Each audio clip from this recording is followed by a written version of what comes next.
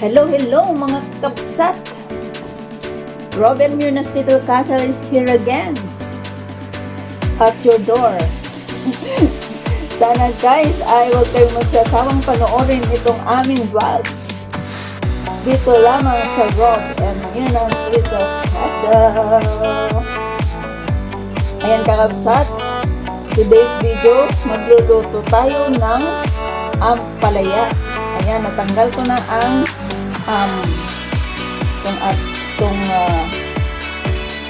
seeds ng ampalaya. Ito ang ating lunch ngayong araw na ito ng Biyernes. Ayan guys. Kaya samahan niyo ako para magluto tayo ng ampalaya. Ayan, tatarin natin, hiwa-hiwain, pagkatapos ay lulutuin. Walang sahog ito guys na kahit anong karne, kundi lalagyan ko lang ito ng itlog. Yun kasi ang paborito kong luto ng ampalaya natin guys. Yung lalagyan ko lang siya ng itlog. Sinong nakaka-relate dyan guys sa ating recipe ngayong araw na ito? Ayan. Ganito lang ang paghiwa natin guys. Ayan. Hiwain lang natin siya ng manipis para madaling maluto at para mas masarap.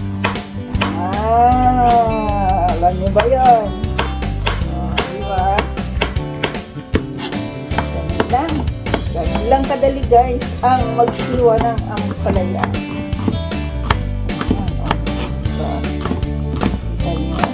Pero natatakot kasi ako guys, baka maghiwa ko yung fingers.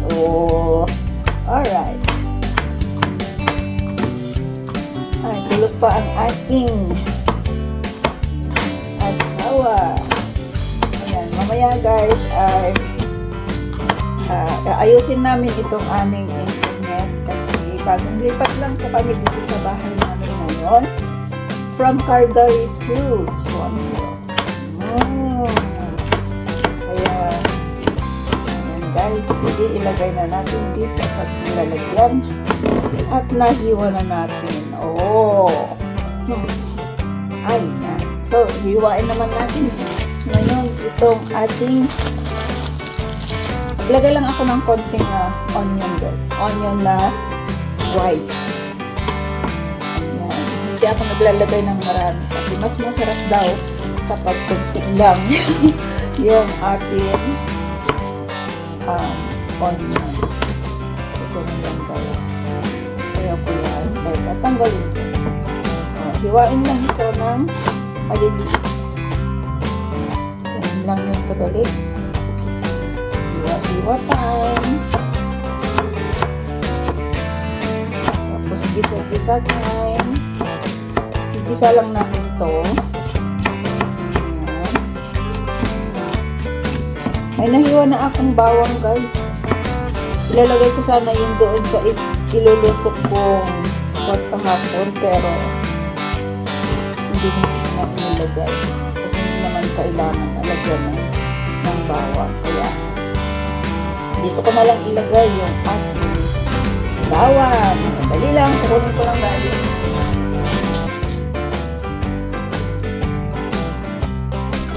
Ito ang ating bawang. Ayan, so kompleto na ang ating recado. Nandun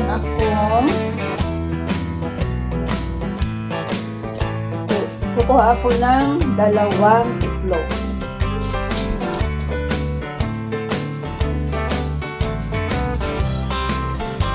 Ito yung ating itlog.